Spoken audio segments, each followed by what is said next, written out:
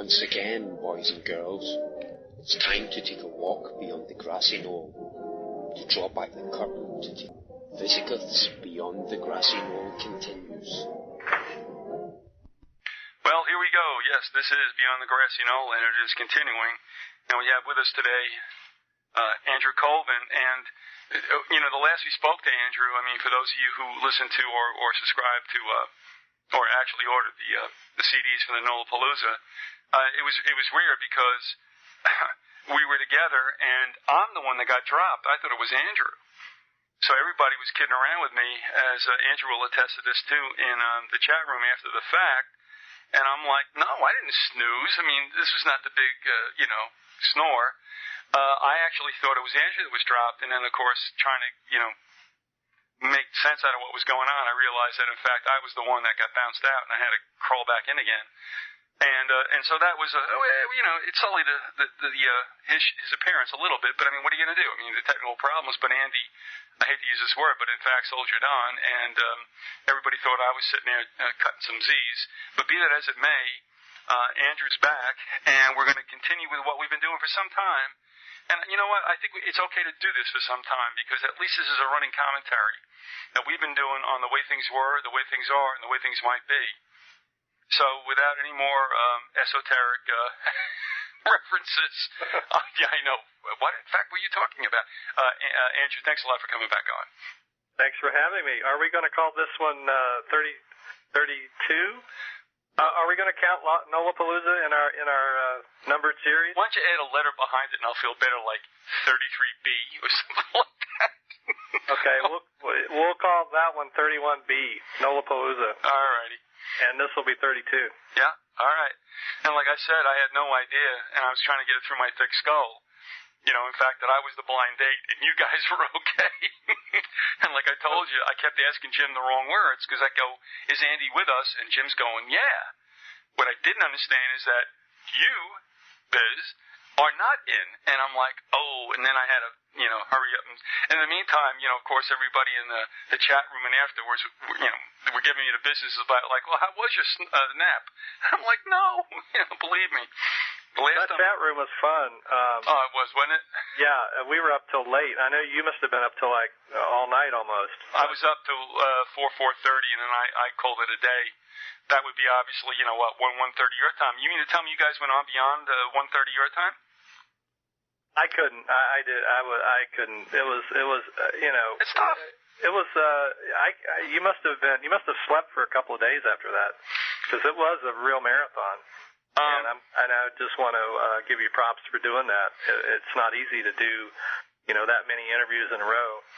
Well, it's one thing to do them, and it's one thing to do them well, and that was the point. You don't want to be a slob on the other end. And unfortunately, well, to a certain extent, the way we arranged things was that the last 4 hours that were live, because we had Adam, who was a pre-record that ended everything, and the last break I got was Philip Coppins from the UK, who was a pre-record. But we got into the really good stuff, and of course, all the guests were from the West Coast, and those times were obviously much more facilitus to you guys, understandable, not a problem. So there was you, and there was Angie and Ellen Lachter, and Dave McGowan. So, I mean, you know what it is, Andy, and you got to understand this too.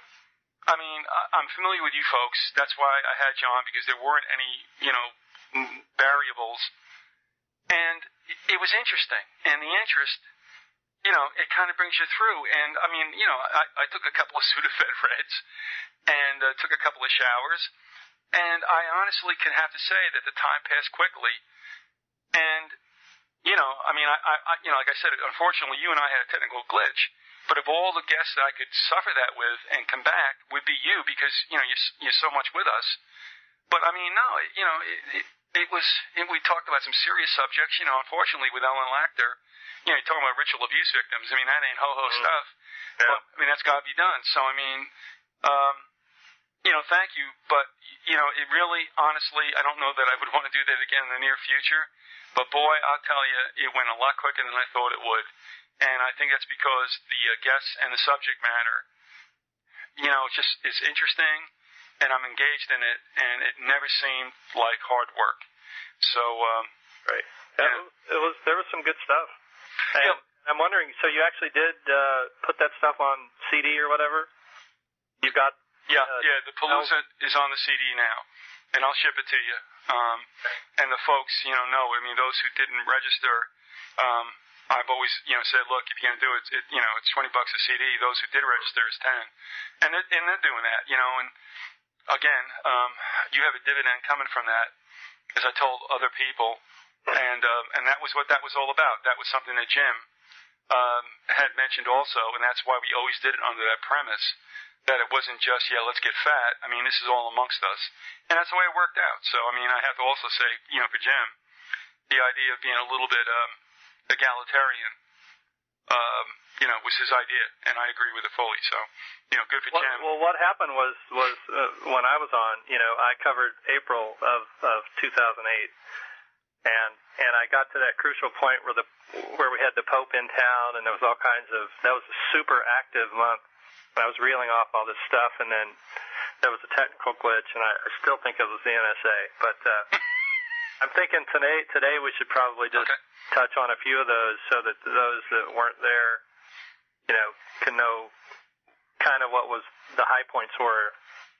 And before you do that, and I want to do that, and we'll continue in the way that we have for these several years. And if someone were to ask me, what is the point? I would say it's just what exactly is going on. And I mean, if you're a chronicler, a cataloger, whatever, I mean, I think this is important, because I think this is a great timeline. And it's got a life of its own. And so I'm not trying to justify it with anybody. Like, do we have to come with like some kind of outcome or conclusion? No. This is a living thing that's going on, and you're staying with it. And I mean, that's my feeling about it. I mean, how have you come to regard what's really become, the most interviews I've ever done with anybody, and that's not a problem with me at all, and that's with what we've done. How do you look at this? I think it's great. The book that's out now, the Mothman Photographer 2, is, it's got the first 10 that we did, and it's starting to catch on, and, some more high-profile people are reading the book, and really, they're sort of challenged by it, I think, because it's a format that's never been done, really. It's sort of a mixture of not odd, but, different ways of doing a book that people don't normally do, and that's kind of the way I've always done things in my art. I've always been, I think, tried to be, on the cutting edge, not just to be on the cutting edge, but simply because I am not a normal person. I don't write. Writing's always been very tough for me, and doing it this way has been so great, because I actually was able to come up with a book and come up with all the ideas that I have and the whole matrix of it that I can see in my head, and get it down there so other people can look at it. And I'm finding that people that really do know about the subject matter of the paranormal and UFOs and conspiracy are really excited about it. And, I'm starting to get offers for shows and other things. So I think it's working out, and And it's adding, somebody wrote yesterday and said, if you were doing this project to help someone, you have done it, because this person was so, happy. There's a lot of people out there that are totally in crisis over strange things that are happening to them, synchronistic things and so forth. They don't have a context for it. And when they find these explanations that we give or whatever, it really helps them. And that's the best thing of all. That's literally, there's nothing else that could happen in doing any of this that would make me more happy than to have somebody who genuinely feels like their life has been helped. Andy, I think it's great. I'll make this brief and we'll get into the good stuff. But when we first began, it was really interesting, and I pressed you a little bit more, I guess, on the Rockefeller, West Virginia connection, which I think at the beginning, you didn't know me. You were a little bit tentative, and that was fine. But then eventually, we found, I guess, some kind of like,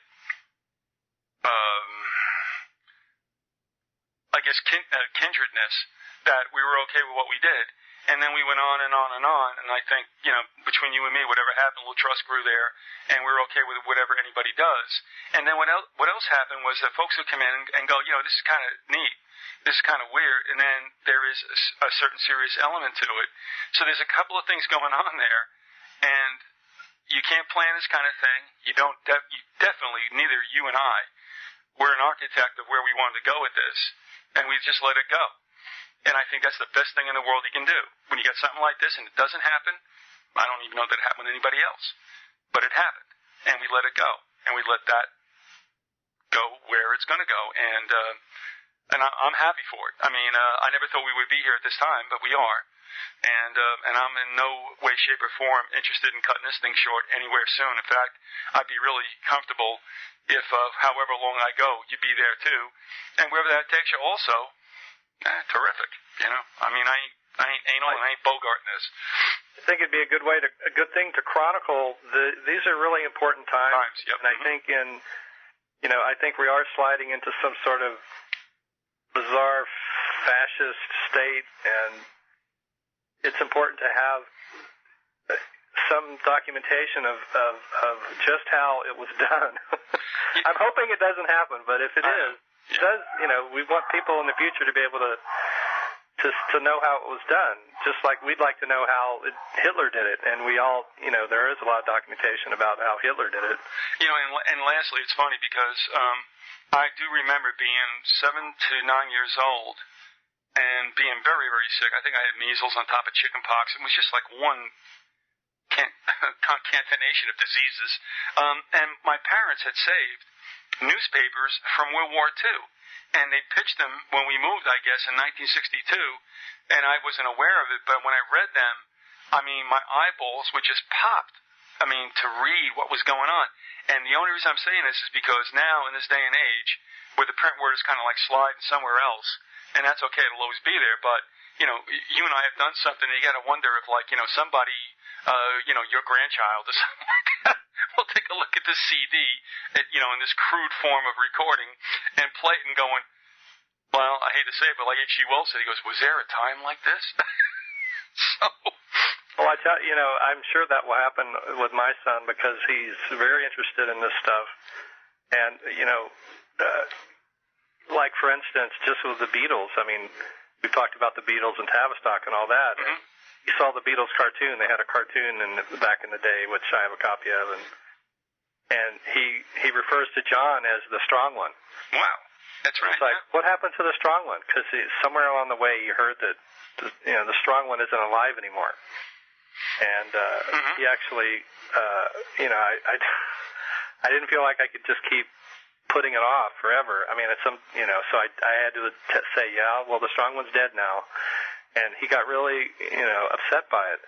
And because, anyway, it's weird how the Beatles just burrow into people's psyche, consciousness. Yeah, and so it just carries on and on and on. And so I'm sort of having to finesse this whole story about what happened to John Lennon. And someday,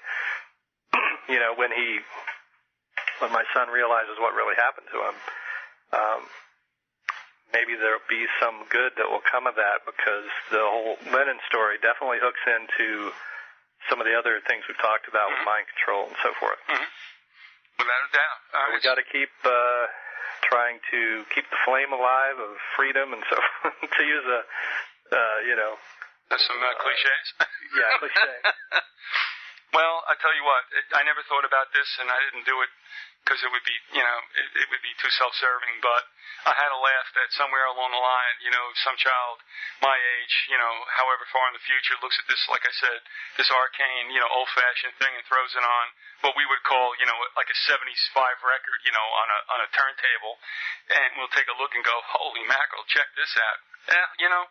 We don't live for that kind of thing. We don't die for that kind of thing, but you can't help but wonder, and I have just recently, that this could be a hoot as far as a time capsule of what we were doing today. Yeah. So, again, like I said, I'm not willing to stop this anytime in the near future, but if you want to, whatever might be lost for those who, didn't subscribe to the Nolapalooza, didn't get the CD, and that's okay. I mean, we're not trying to, squeeze them into buying it. But also, I was on the outside looking in for a while trying to hook up again. So let's talk about April as it was in 2008 and take us where that may lead us. Okay. There were, like I said on Nolapalooza, there was so much stuff in April that I couldn't even talk about it then, and I'm definitely not going to cover it all now.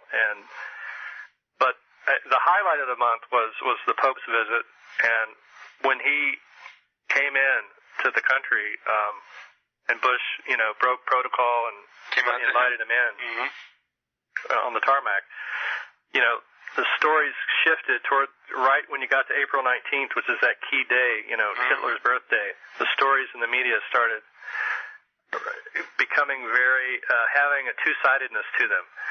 They all had a weird twist to them.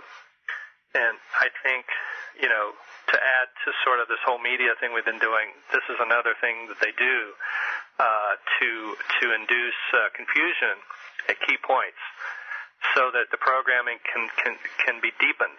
In hypnosis, that's what confusion is used for, to deepen the hypnosis. Now let me just say this too. Two things. One, obviously Shakespeare talked about the Ides of March and how dangerous they were. Understood.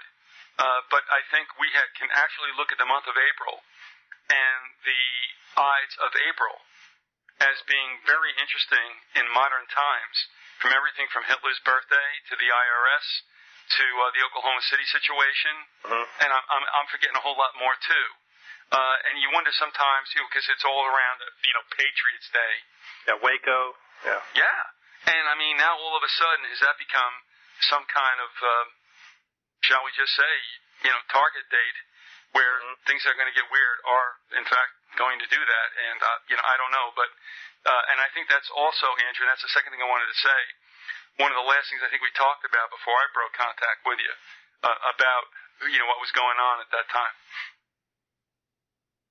Well, leading up to that, we had some bad economic stuff. We had a big bank bailout for WAMU and lots of, foreclosure issues with housing and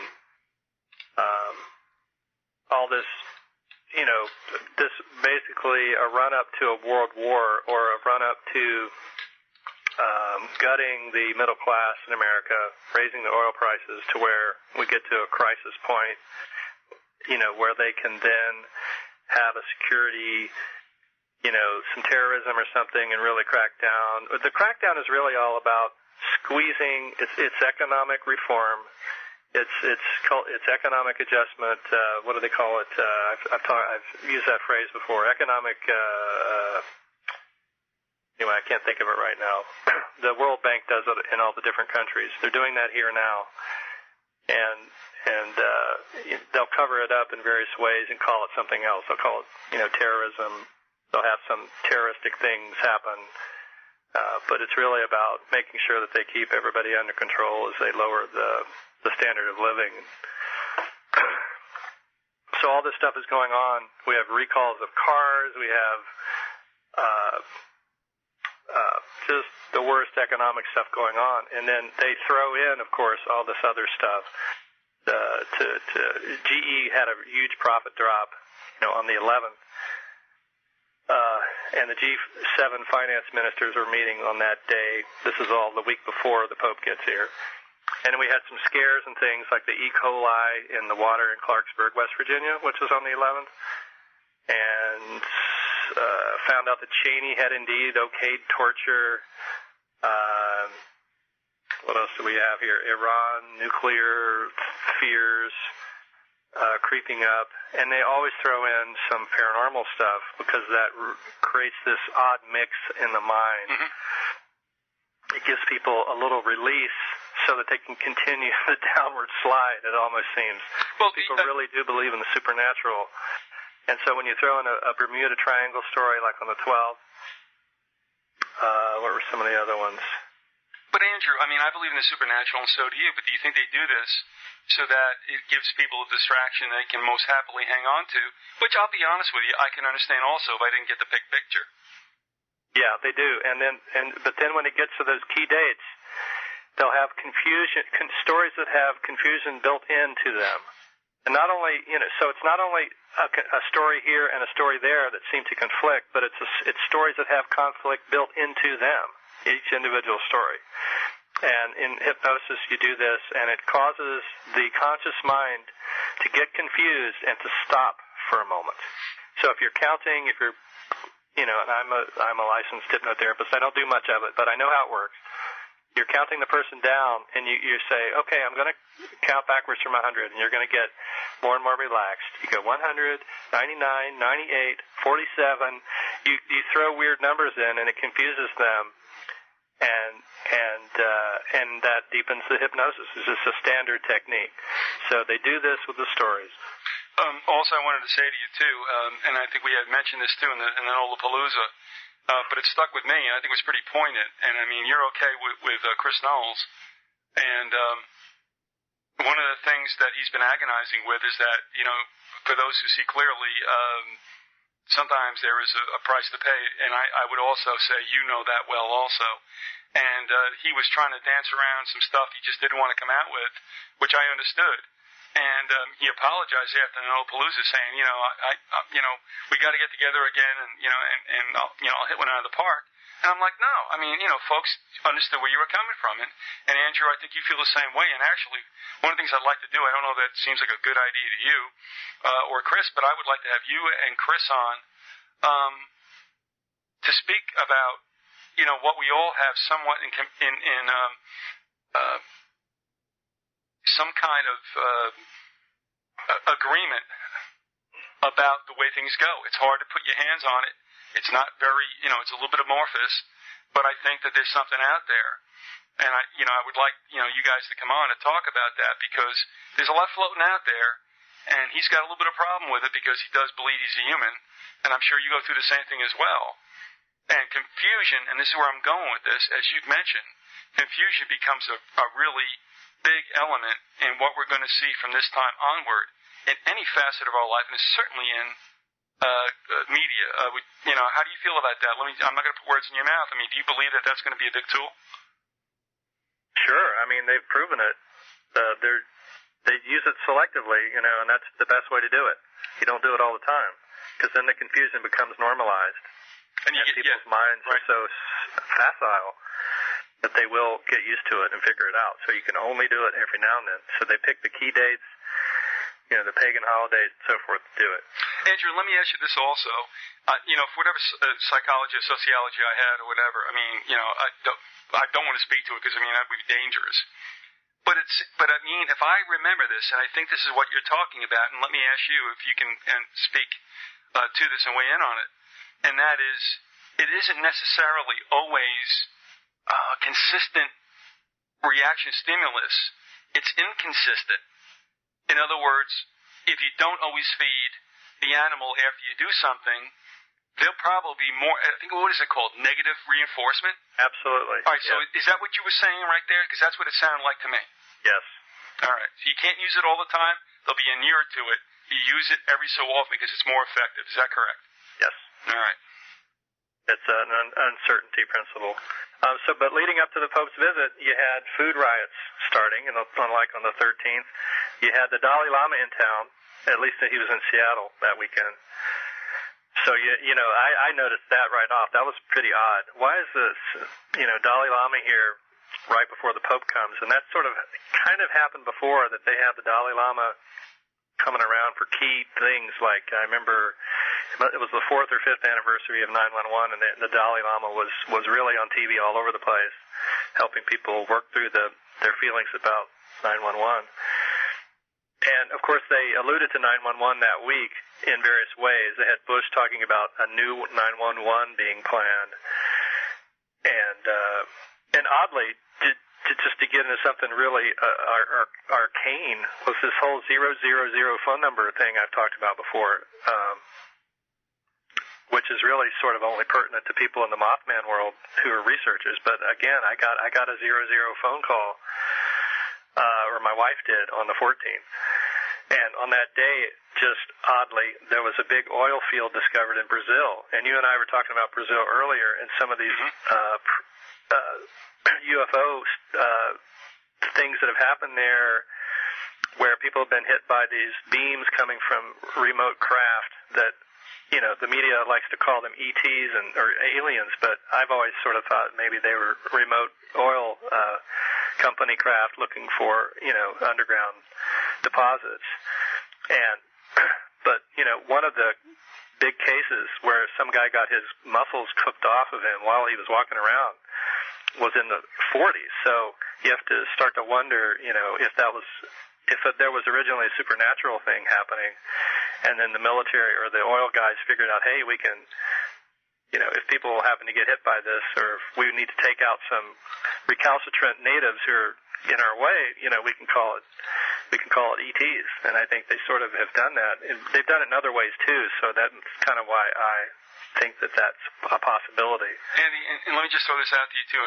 Excuse me, but I remember in the original James Bond movies with Sean Connery, if you remember, there was some kind of, and I mean, this is something you just, again, triggered in my mind, and I did watch that History Channel show on the UFOs off, that took place off on an island off the coast of Brazil. And I'll tell you what, I mean, that was pretty indicting. But anyway, what I'm thinking back to, and I don't know if you remember this at all, and I can't remember which James Bond thing it was, but there was some kind of thing going on. I don't know if it was, Blofeld or Dr. No or whatever, but they had a whole concern going on. And what they did was they created some kind of, what would you call it, chimera, to scare the natives while they were scamming on the side. Now that you said this, what I'm asking you is, do you think that possibly could have been a deal where whatever was going on offshore, they kept the natives and those who were probably in most proximity to what might have been some kind of somewhat and very much entangled with this UFO thing? Could we have been looking at a realization of what Ian Fleming wrote about back, 10 years before that? Yeah, because the evidence sort of points that way. 10 years earlier, the Rockefellers had already outfitted a plane that had that sideways radar to look for underground deposits, and so by the late 70s you could have had smaller ones going around. And then the cover-up, of course, always proves crime, and there was a big cover-up about these UFO deaths.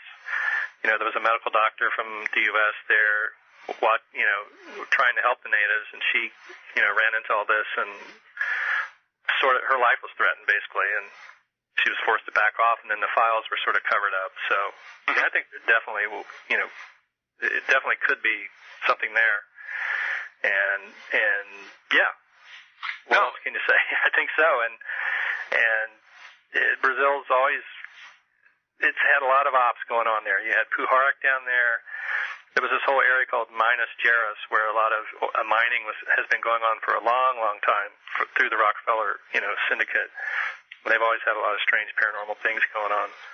Another thing was that Brazil, that came up synchronistically, sort of, was that right after the Bhopal incident, Carbide sent the gas. They had that same gas in Charleston there near Mound, actually right near where Mothman was seen, and they shipped a lot of that gas off right after Bhopal to Brazil, to their subsidiaries there. So never count Brazil out. It's controlled by the oil guys, pretty much. So that was on the 14th when the big oil field was discovered. And then the Pope came into town, I think the next day. The 16th. And so on that day, when he gets here, they revisit the Virginia Tech story. They bring in some, terror things. There was a Nazi story from the Netherlands where a Nazi was indicted. They threw in some racial, some Islamic stuff on that day with the Minneapolis school story. Someone had said something. Somebody was teaching Islam in a Minneapolis school. Netanyahu made some 911 comments saying it was good for Israel for 911 to have happened.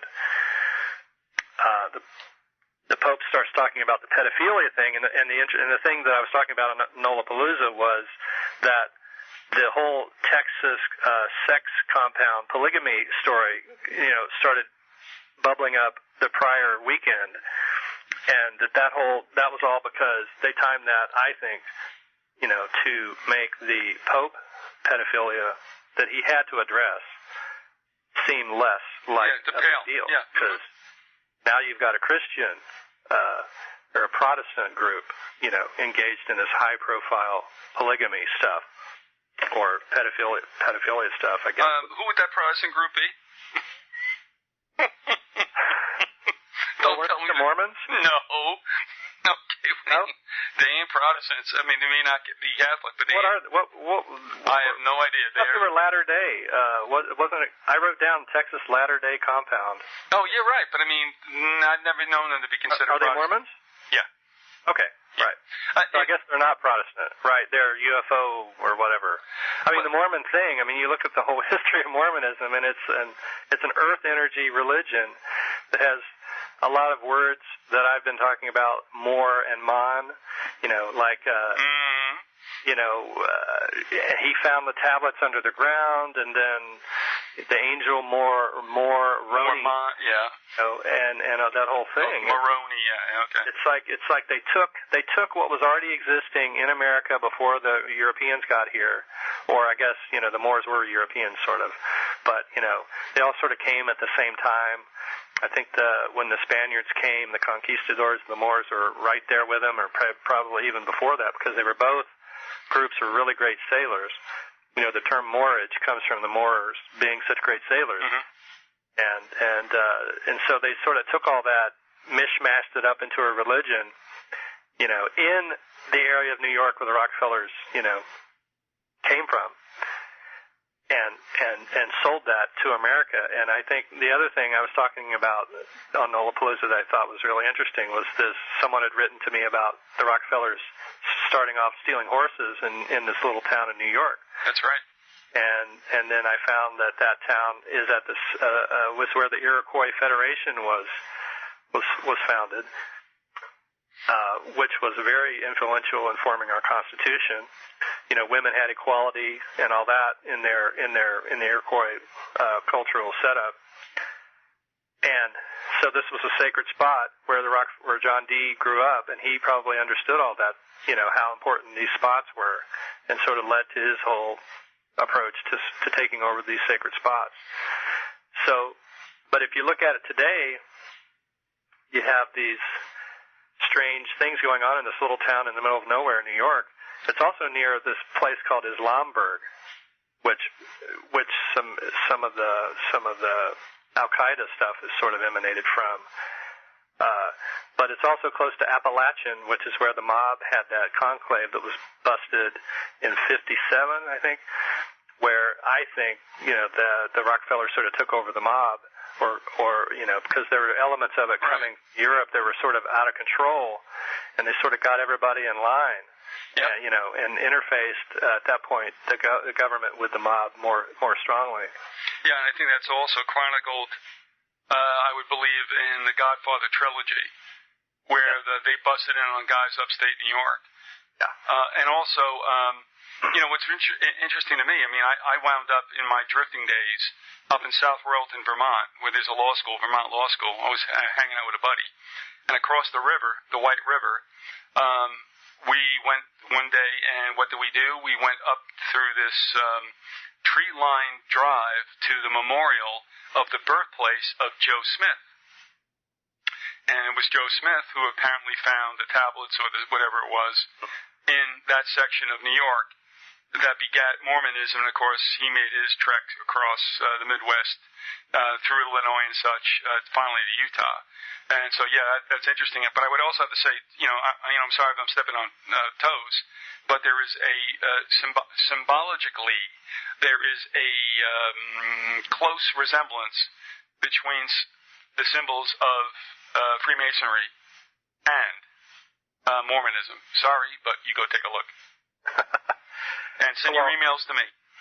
Also in that town of Owego, New York, you have Lockheed Martin, which, is at Columbine, Lockheed Martin is the main, operator in that area, yep.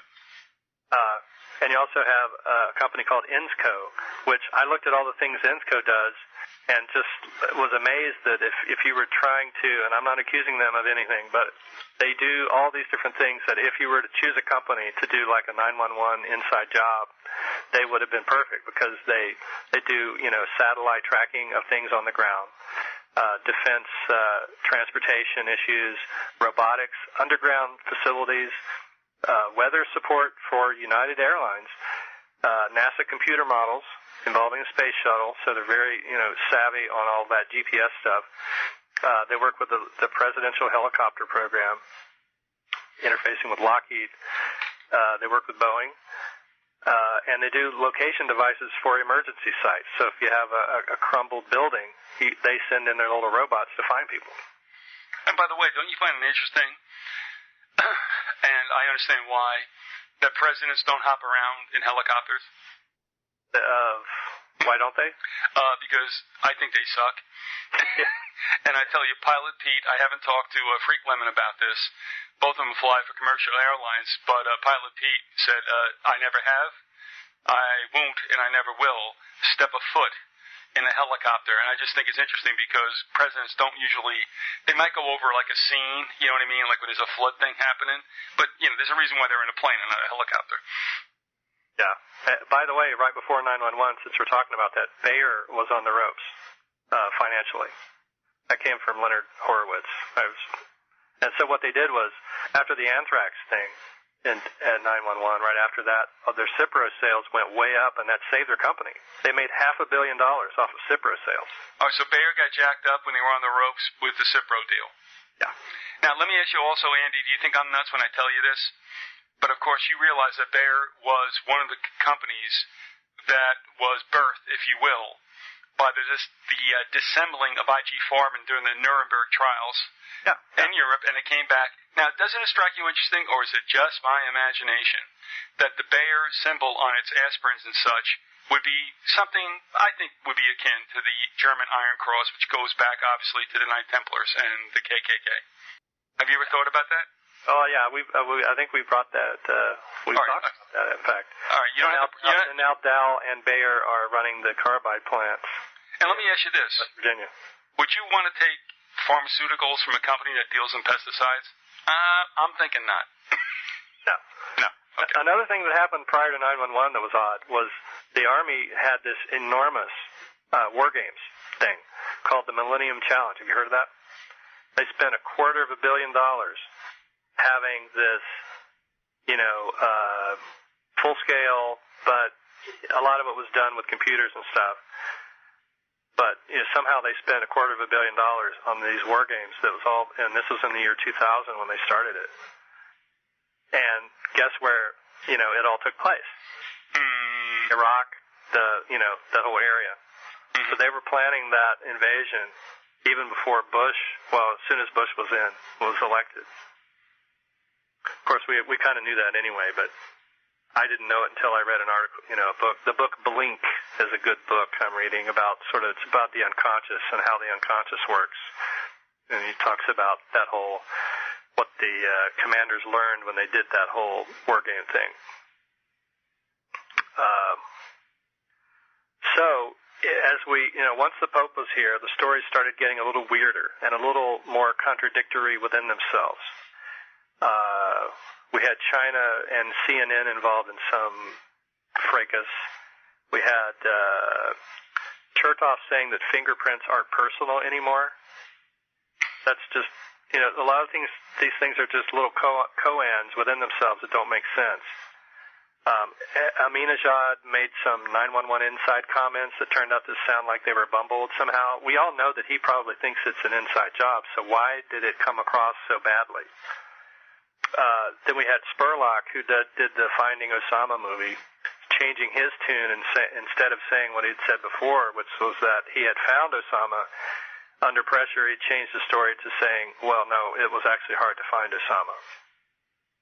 And then Oklahoma City prison sex slave story came out at the same time that an Oklahoma City hero died in jail. There was a story about the Pope wearing ruby red shoes, an allusion to Oz. Where collapse was of the that? Toronto 18 case. Andrew. Time out. Yeah. The Pope wearing ruby reds? Where did that come from? I don't know. I just wrote that down. I don't remember the details of the article. But you're saying that because you do these things. He was riding around in his Pope mobile at the time. But I mean, it was just one of the things that they were just throwing out everything they could about the Pope, I think. But in this case, I think it's a purposeful allusion to Dorothy somehow. I don't quite get why they did it, but it's odd. It's Oz. And on that same day, on the 18th, Citigroup posted a $5 billion loss. So there's the Rockefellers having a big loss and then throwing in some really odd stories at the same time to make their loss seem less concrete, I think. Because if you throw in stories that don't make sense, then you throw in a real story, that story suddenly doesn't make as much sense as it should. By the way, was that some kind of dive bomber that just flew over your house? Yeah. Well, I just want to tell you something too. Today, Lady Viz and she took a day off, and I'm doing this landscape installation because I love this stuff.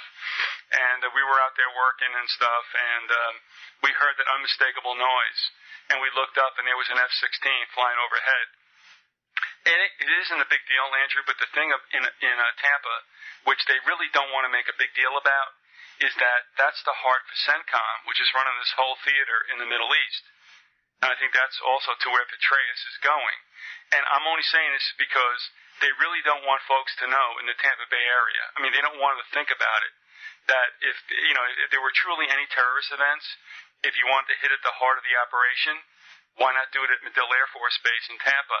So every so often, when I see Blackhawks going overhead or an F-16 like we both did, because it's unmistakable.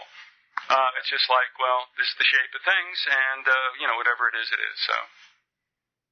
Well, just to prove my point that there were odd stories that weekend, as you creep into the 19th, you have an earthquake in the Midwest, which is kind of odd. You have the Freedom Tower plans for the new 911 buildings found in a trash can. You have the Pope visiting a synagogue for the first time. You have Obama and Hillary in West Virginia talking about coal and acting like they care about West Virginia. You have the 911 black box found supposedly from the planes, but we don't really hear what was on them. And a bunch of shootings in Chicago just to they always have some killings to sort of cement the occultness of the whole deal.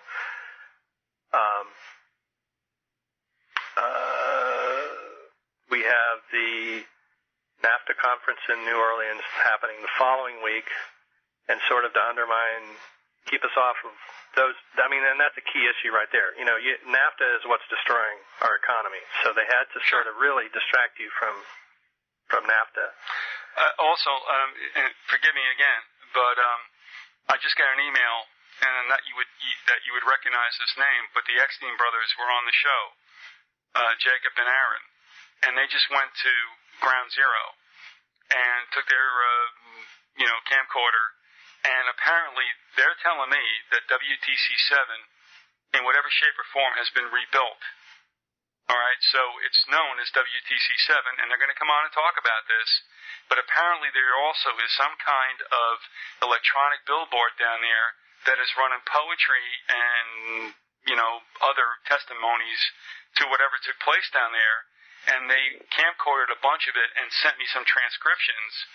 and I'm only going to say at this point, that there were two references. One to the white goddess, which, as far as I know, would refer back to the Queen of Heaven, Columbia, Isis, etc., very occult, and also to Laurel, which is also got a place in occult symbolism. I'm only throwing that to you now because if I forget about this later, fine. I don't mean to take up your time, but something is going on down here as well, apparently, and the X-News will come on and talk about it more. Yeah. So the following week, after that 19th, we have some things that were just sort of to keep everybody on edge, some Columbine references, Phoenix Lights, UFO story. Some couple of women claim they were raped by a ghost in Seattle. Jimmy Carter was called a bigot by the Israeli UN ambassador. The Virginia Tech story was brought in again with the gun dealer who sold the gun to the guy going to the campus. The clearing of the cops that shot Sean Bell in New York. China met the Dalai Lama's envoy.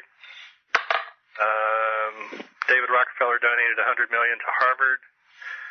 Some warning shots were fired in the Gulf off of Iran. Earthquakes in Reno. A bunch of stories about global warming. Tax rebates were brought in. Those tax rebates are going to, boost the economy. They're still playing that story. Mm-hmm. Hey, let me ask you this, Andrew. Where did your rebate check go?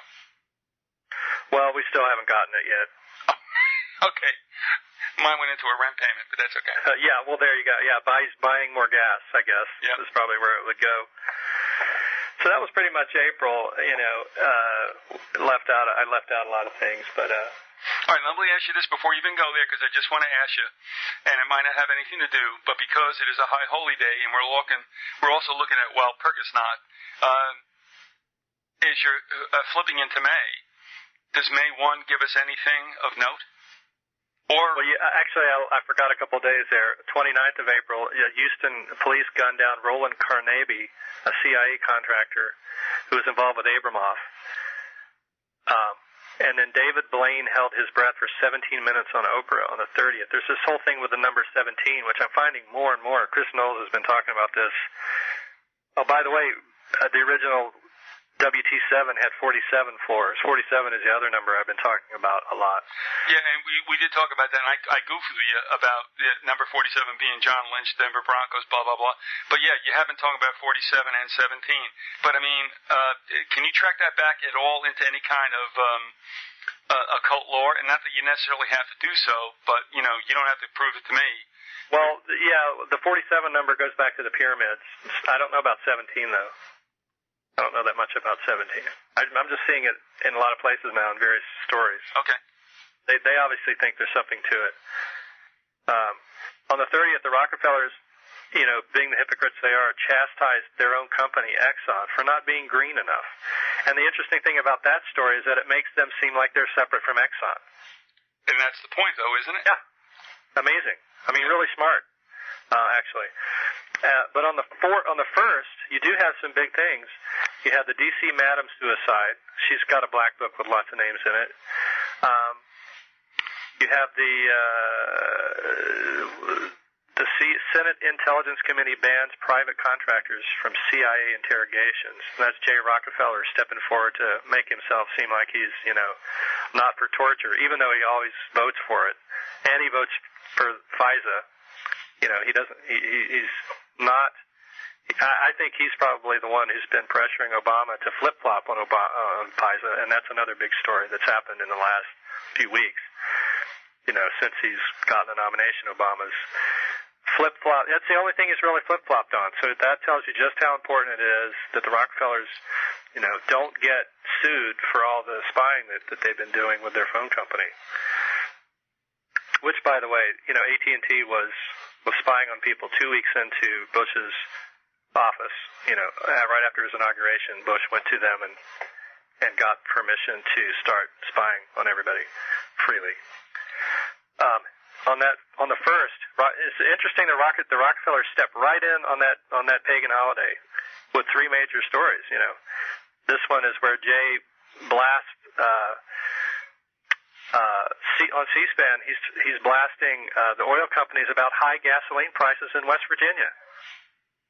He's taking the position of, I'm the senator from West Virginia, and my people are really being harmed by these gas prices. Can you believe the hypocrisy? I mean, is there anything it's beyond belief. It is. Hey, am I crazy here? No, if you are, then I am too, and that would make it love. But what about, the toothless people in West Virginia? Are they buying this crack? I mean, are you serious? I don't think they do, actually. At this point, do they? I found that people in West Virginia are way more savvy about politics than people would ever imagine.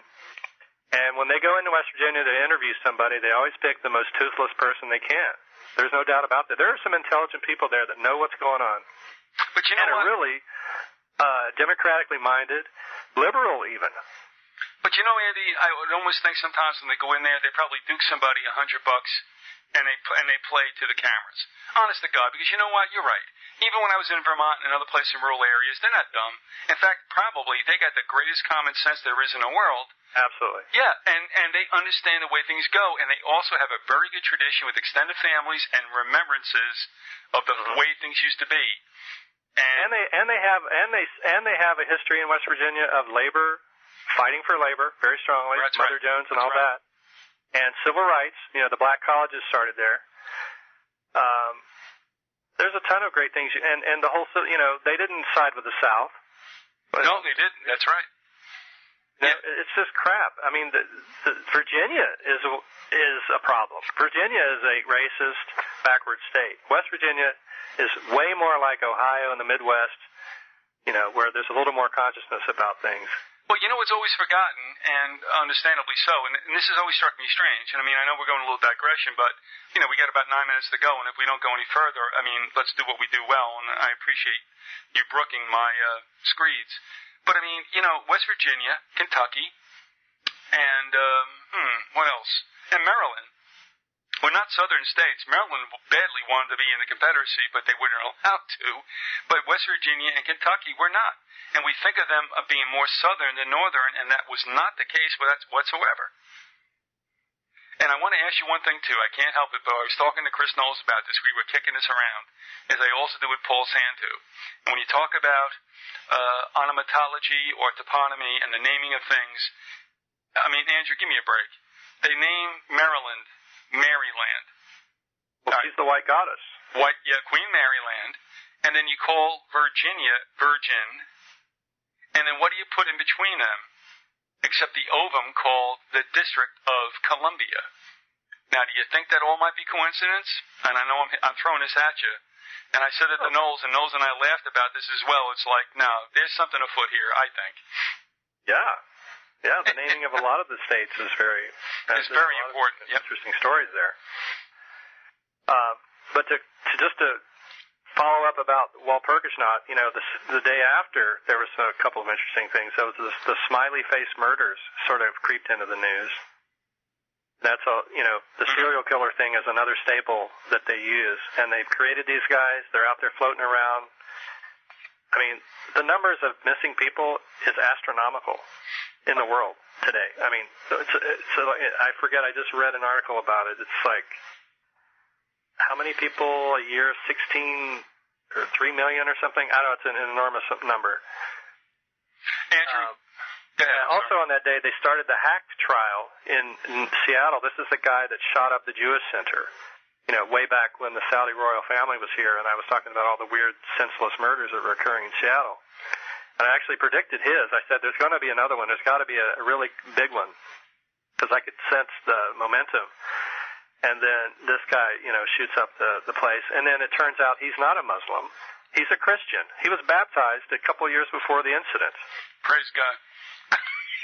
In Eastern Washington, and in the Tri-Cities, which is where they have the Hanford and Battelle and Westinghouse and all those defense contractors, and they actually have a NASA place there where they're testing lunar rovers for Mars. I saw that in the paper the other day. Those are over there. He's never said an anti-Semitic thing in his life. Hack hadn't. No one can find anything he's ever said that was racist. Doesn't make any sense whatsoever. He was an electronics student, which makes you wonder because electrical engineering, which is sort of one of those NSA kind of jobs. There were a couple of guys in the Mothman story from before that were electrical engineers who sort of were targeted in various ways because they're the guys. They have to have those guys to build these different installations and things. So it's all very odd, his story. And on that day after Ann Coulter compared Obama to Hitler. So there's a lot of Nazi, and then there was a whole thing with Bush in front of the Knesset, making references about the tanks rolling in. Do you remember that? A little bit, yeah. Yeah, I mean, come on. I mean, his grandfather was building the freaking tanks, and then he makes a reference in Knesset about the tanks rolling in to Poland. All right, now I'm going to ask you to hold it right there on May 1st. Yeah, but that's fine. No, that's okay because I mean, you just laid out a mouthful. And I'm going to ask you this, okay, because we've not talked about this, so this is spontaneous. You give me what you got. Now, I'm no big deal about, I don't care who's Pharaoh. I mean, I don't vote. I mean, you put any, piece of shit you want to in the Oval Office. I mean, that's fine. But, I looked at Bush, and I remember because I had to watch this stuff because I was working late night back in 2000. And actually, Shrub, son Bush, actually was a little glib. And now when I look at him 8 years later, and I don't care where it is or what it is, and like I said, I don't care. I'm not going to vote for McCain. I'm not going to vote for Obama. I vote for me. I'm looking at this guy, and he can't get a sentence out, man. So what I'm asking you is, again, I don't think you have any kind of pitch one way or the other toward, whoever the hell is sitting there. But do you believe that I think he's just absolutely disintegrated. Well, I don't know, disintegrated beforehand because he had some. Walter Boert was talking about this, the mind control researcher. In my upcoming book, Mothman Photographer 3, I've got an interview with Boert, and he talks about Bush's dyslexia. He had serious dyslexia problem, and he's got some psychological traumas from childhood where his sister died, and no one in the family really acknowledged her death, and it just affected him in these weird ways. He's got learning disabilities and some mental issues, and he couldn't get a sentence out before all this stuff. He can only get sentences out when it's in anger or reaction. That book Bush on the Couch explains it. Well, how he can only articulate when he's angry and so forth. But Boert makes this reminds us that Bush was absolutely on some kind of mind control box they had strapped to him, which there are all these pictures on the internet. Yeah, back from in the back day. of him, with this little bulge in the back of him, Yeah, where they were pumping in his words to him. And they probably, are doing hypnosis on him and all kinds of things to get him so he can, talk. Function. And now that he's a lame duck, they're probably not paying as much attention to him. And so he's sliding back into, But Andy, like I said, I'm not necessarily, I don't throw brickbats at him any more than anyone else. But I watch him when they do these sound clips, and remember something too. The media, will show you what they want or they're told to show you. So he's not being shown in a favorable light. Just like this whole thing about the airlines. In other words, if they wanted you to fly, they would show you all kinds of great things about flying. But now they're showing you about, single females, getting jacked up and, monkey stumped, in Dulles Airport. And it's like, what is this telling you? It's telling you don't fly. So you're getting a message here. But with Bush, I'm sitting there and I look at Lady Biz and I'm going, God, that's embarrassing. That's freaking embarrassing. And what is anybody else thinking about the guy who runs this show? Of course he doesn't. And that's why I'm asking you, because the sound bites are more horrendous by the day. I haven't seen any of them lately. All right, well, let me tell you. I believe you. It's like he can't forget. It's like, you know what it is? It's like they woke him up from a nap and said, can you talk to us about nuclear physicists? And he's like, yeah. I'm like, oh God, I mean, please, I got to switch the channel, because I'm just like embarrassed for him. Anyway, before we go any further, and I think this might be the end of the road for us in this last segment, but we're talking with Andrew Colvin. He's the author of Mothman Prophecies too. And Andy, just tell us what's going on. There's an ongoing work here, and that's fine, but tell folks exactly what this is all about. And for those who have never heard you before or are coming in a little bit later, what is the show? The show is my chronicle of starting with my early experiences in Mothman country when Mothman was being seen, and going back and interviewing as many people as I could, because I had this friend who had predicted 911 way back in 1967. Mm-hmm. And and I started to find that Mothman was not a demon, but apparently a Garuda who's trying to sort of steer us back. He does this on a collective level and on a personal level, it seems, where you can get personal messages that will help you, but society also gets more impersonal messages about how to right wrongs or get us back on track. So a lot of the places Mothman would be seen seem to have some symbolism, like being seen over the carbide plant. And then a person who saw him might start to have visions about an assassination, of Martin Luther King or Robert Kennedy. And so, the media just focuses on the fact that someone saw a monster, and they don't get into the ancient stories about these creatures and how they are prophetic or prophetic beings or messengers or messianic figures, even trying to they're coming from the collective unconscious and trying to help us.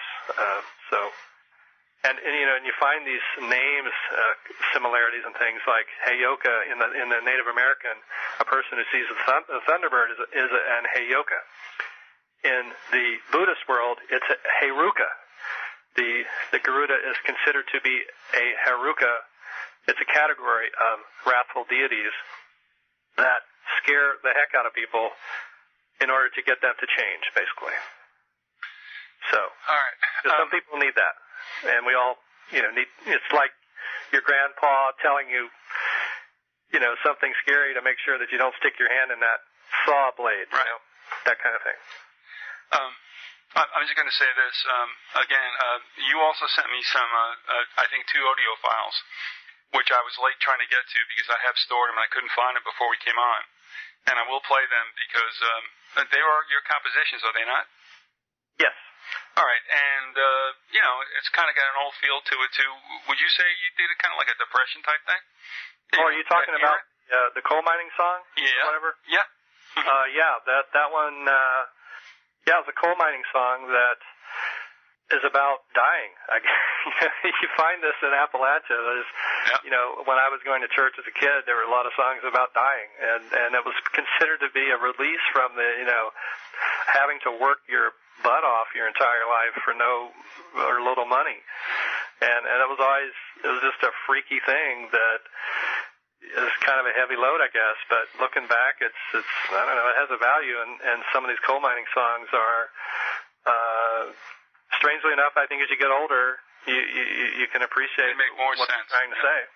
All right. Now, having said that, and I got everybody all anticipatory, but we are not going to play this on the outro.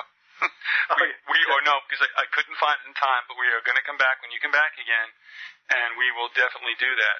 But I'm going to do something. I'm going to take a liberty with it.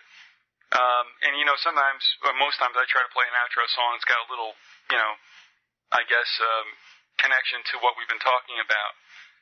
And this is one which I can't necessarily assign to you, but I know that you were a ball player as I was.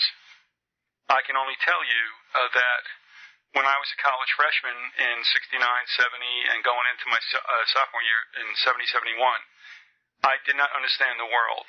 I understood important things were going on. I went to listen to speakers. I couldn't handle it. And the one place I fled to was to the ball field, this little postage stamp of greenery in the New York metropolitan sprawl. And I would go out and I would lay in center field, though I was a catcher, and I would just sit there and watch the clouds roll by and basically detox, if you know what I'm saying. Oh, yeah, yeah. And I know that you play too, and I think you understand it.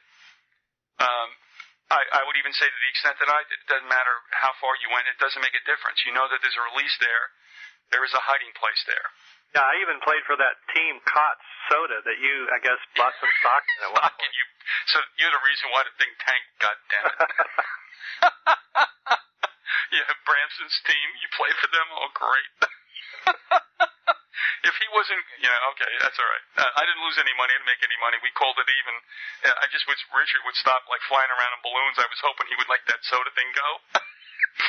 But also, as I told you, I got into that very weird high arc softball thing in Mason, West Virginia, when I was going to graduate school in Ohio U, and I never saw human beings that big. I never saw more people looking like beer trucks on legs.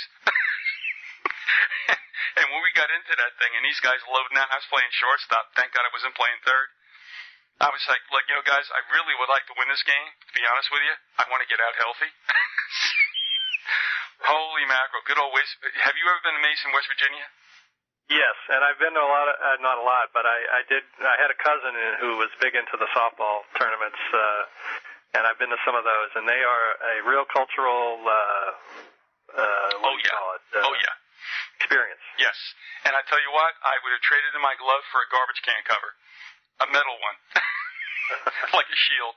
So anyway, Andrew, thanks for coming on, and we're gonna pick this up if it's okay with you, and not too long a time, like maybe next week, and we'll continue with what we're doing. And I appreciate it, like I said, you coming on and for doing some damage control over what was, one of those things that happens during the Knollapalooza, and it happened, during your show. But if anybody, could have understood it and brooked it, and I'm glad it was you. And so we pretty much picked up where we left off. And if you're okay, you'll come back again. Yep. All right, bro. You won't hear this until we do until you listen to the upload. But this is for you. Okay. Thanks, Biz. See you later, bro. Bye. All right. Bye-bye.